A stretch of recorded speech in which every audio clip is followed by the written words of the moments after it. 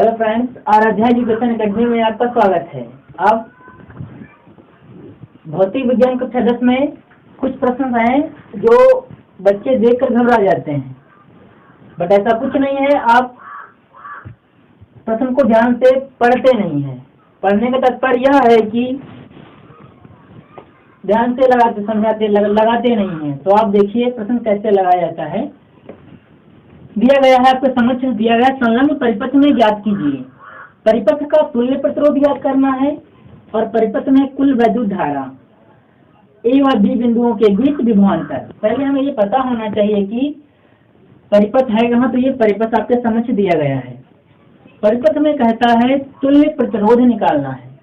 जिनमें से प्रतिरोध दिए गए हैं, इसका नाम दे रहे हैं हम R1, इसका नाम दे रहे हैं R2, इसका नाम दे रहे हैं R3 और इसका दे रहे हैं R4 और इसका दे रहे हैं R5। आपको पता है कि जो दिए गए हैं प्रतिरोध, इसमें R1 व R2 जो है वह समांतर क्रम में संयोजित किया गया है तथा R3, R4, R5 ये तीनों प्रतिरोध जो है वो भी समांतर क्रम में संयोजित किए गए हैं। इसमें हमें करना क्या होगा, सबसे पहले बताया जा रहा है कि परिपथ का हमें निकालना है तुल्य प्रतिरोध। तो परिपथ आपका पूरा ये दिया गया है, इसमें पूरे परिपथ का पहले हम तुल्य प्रतिरोध निकालेंगे। तो क्या करेंगे, निकालेंगे पहले हम R1 व R2 के मध्य तुल्य प्रतिरोध R' निकाल लेंगे। लिख रहे हैं हम R1 व R2 परिपथ में समांतर क्रम में संयोजित हैं। समांतर क्रम में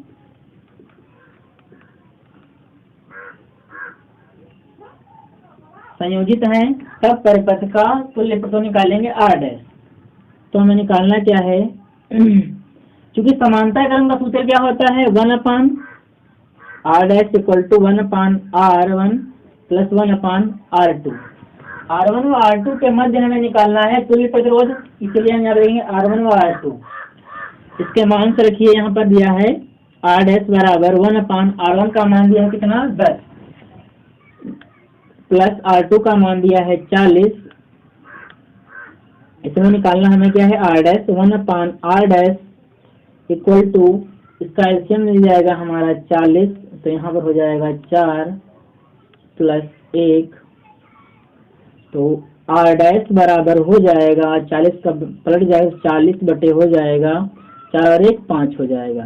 तो 5 से कम 5, 5 8 40। R' जो आपका है वो निकल आया है 8 ओम।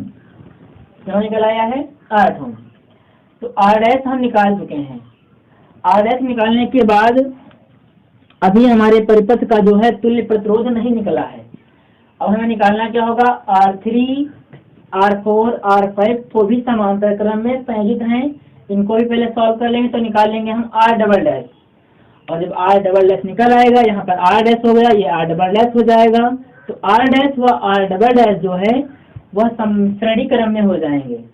तब इनको हम श्रेणी क्रम में सॉल्व कर लेंगे, तब परिपथ का तुल्य प्रतिरोध निकलता है। तो इसी प्रकार हम क्या लिखेंगे यहाँ पर, इसी प्रकार R3 व R4 व R4 समांतर क्रम में संयोजित हैं।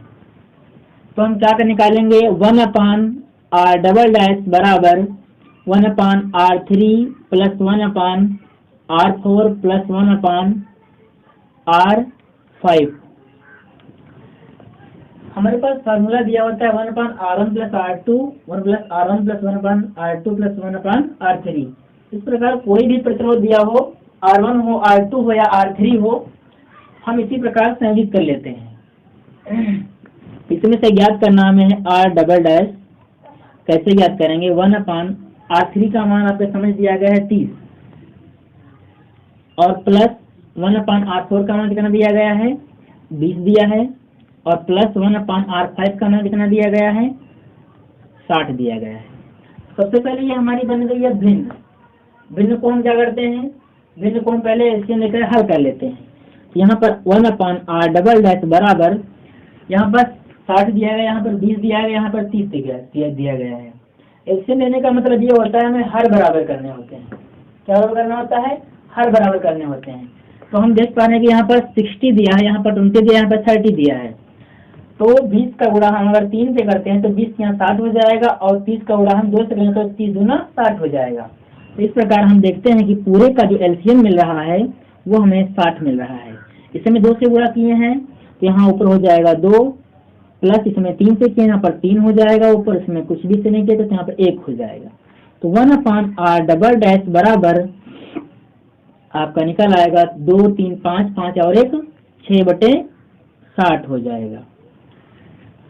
6 एकम 6, 6 दहम 60 कट जाएगा। ये आर डबल डैश जब निकालेंगे तो आर डबल डैश बराबर हो जाएगा 10 ओम। इस प्रकार आर डैश व आर डबल डैश हम ज्ञात कर चुके हैं परिपथ से। अब ध्यान दीजिए, अब ये परिपथ जो आपका है कुछ इस प्रकार से बन गया है। कैसे, रफ तौर पे आपको हम बता रहे हैं। यहाँ पर ऐसे परिपथ हमारा जो है बन गया है।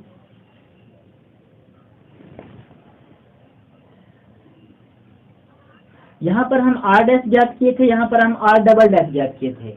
आर डैश ज्ञात करने पर हमारा आया था 8 ओम, आर डबल डैश ज्ञात करने पर हमारा आ गया है कितना, 10 ओम। तो आपको पता है कि अब यह परिपथ अगर यहाँ से तार पकड़कर हम सीधा करते हैं तो ये दोनों ओम जो है, प्रतिरोध जो है, वो श्रेणी क्रम में आ जाएंगे। किसमें आ जाएंगे, श्रेणी क्रम में आ जाएंगे।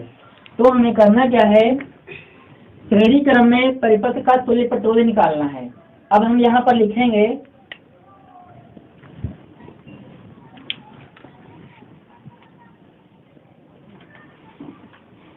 आर डैश व आर डबल डैश।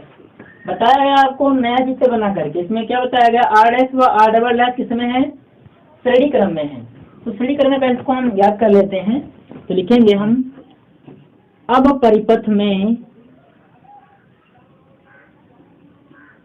परिपथ में आर डैश व आर डबल डैश श्रेणी क्रम में संयोजित है। किसमें संयोजित है, श्रेणी क्रम में। तो श्रेणी क्रम में संयोजित है, तो श्रेणी क्रम में प्रतिरोधों का संयोजन क्या होता है।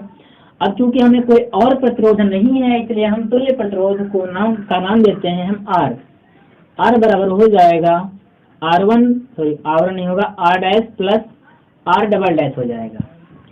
ध्यान दीजिए, तो R1 R dash plus R double dash हो जाएगा। तो आर डैश का मान आप ज्ञात कर चुके हो, कितना ज्ञात किए हो, 8 ज्ञात किए हो। आर डबल डैश का 10 ज्ञात किए हो। तो यहाँ पर हो जाएगा 8 प्लस 10, तो तुल्य आर जो हमारा है वो हमारा हो जाएगा 18 ओम। अतः परिपथ का जो तुल्य प्रतिरोध है कितना हो जाएगा, तुल्य प्रतिरोध आपका 18 ओम हो जाएगा।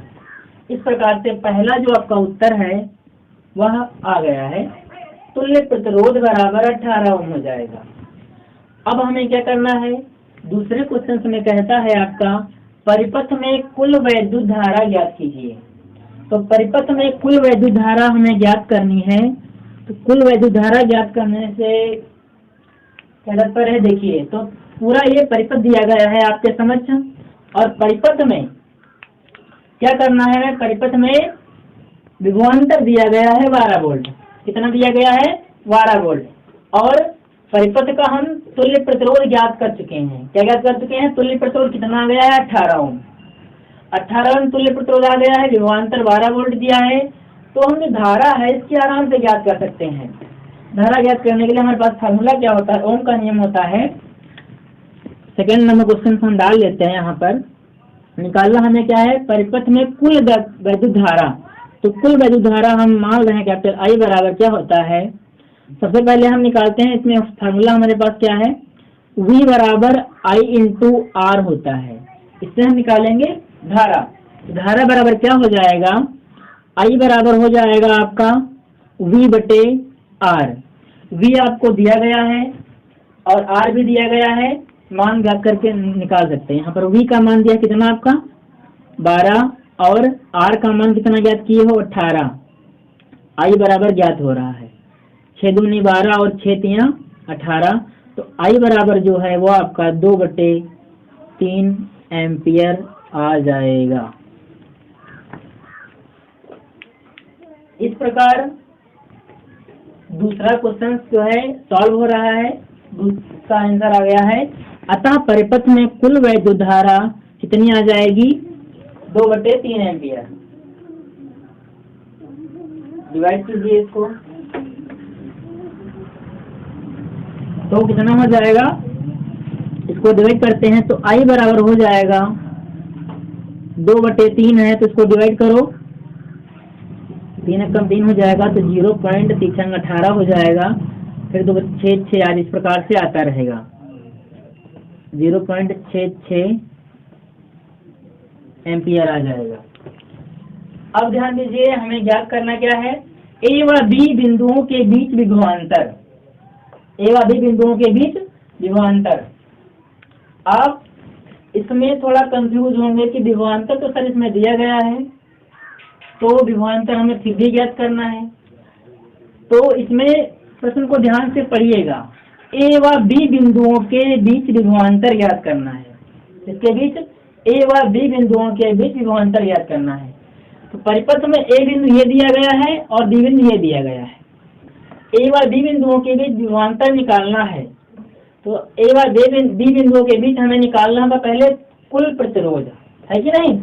तो कुल प्रतिरोध जब निकालेंगे तो A व B के बीच हम निकाले थे, प्रतिरोध आया था R डैश जो है आपका 8 ओम आया था। तो यहाँ पर हम लिखेंगे A व B बिंदुओं के मध्य R कितना निकाले थे हम 8 ओम। वह विभवांतर जो है इससे हमारा कोई मतलब नहीं है, सिर्फ A व B बिंदुओं के बीच हमें निकालना है विभवांतर। परिपथ की जो कुल धारा है वो अभी हम निकाले हैं 0.66, कितने निकाले हैं 0.66, अब हम 2/3 रखेंगे, ठीक है। तो I बराबर दिया है आपका, I बराबर दिया है 2/3 एम्पियर। अब हमें निकालना क्या है, A व B बिंदुओं के बीच विभवांतर।